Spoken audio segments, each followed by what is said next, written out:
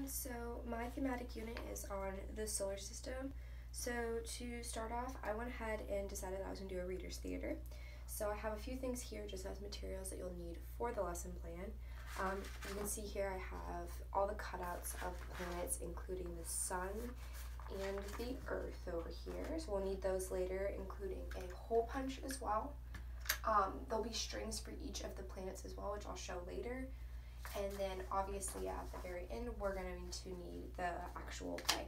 So all of the different characters, narrators, all of that. So the whole entire schema where they're going to come off of. There's many ways that you could use the play. I'm personally going to be using the play to reinforce the science concepts for my space unit. You can cast the play for reading purposes and science purposes, or you can also cast the play as a production. So if I was doing it as just a connection to science, I'd probably just have my kids raise their hands to volunteer for parts or pull names from a hat. But if I was doing it as a play, I would probably be doing it as more of obviously a production. So I'd probably hand out copies and actually treat the play as a read aloud and read it as kids follow along with their scripts. Another good thing that you can add for this is kind of being able to see what students' parts they might want to do. It's kind of good because it works on different levels. So after doing like the first reading of the play, I could have the kids write the words big, medium, or small on a scratch or piece of paper and turn it into me, so that way I know whether or not that child feels comfortable doing a small part, a medium part, or a very large part. So it kind of helps out with kids that maybe don't feel as comfortable reading aloud, so that's really great. There's a ton of different characters in this reader's theater. I have the sun, which is more of a snobbish, egotistical character. I have Venus, which is a diva.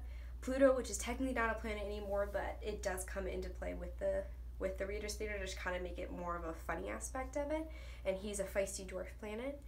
I have Saturn, which is more of like a hippie character. Earth, which is friendly and likable. So there's a lot of really fun ones to kind of like mesh with like your students' personalities, as well as with what will work best for the play. So obviously I would probably do this more as just a simple read aloud versus a production, but it is a really cool idea if you wanted to do for maybe a parent's production or whatever it may be. So to make these, I would take one of our planets here, and then all you need to do is take a hole punch to it to create a hole in it. You can see here I have a hole in it. And then I would connect the string through the planet here. And once the string was through there, you'd be able to tie the string. And then each child, depending on which planet they have, would actually wear the planet. So that way when their part comes up, they would walk up with this around their neck. So that's about it for my readers theaters. I also have the handout here that I'll show you guys so you guys can kind of see all of the great ideas that are in this readers theater and how each student would be reading aloud or potentially be doing it as a production play.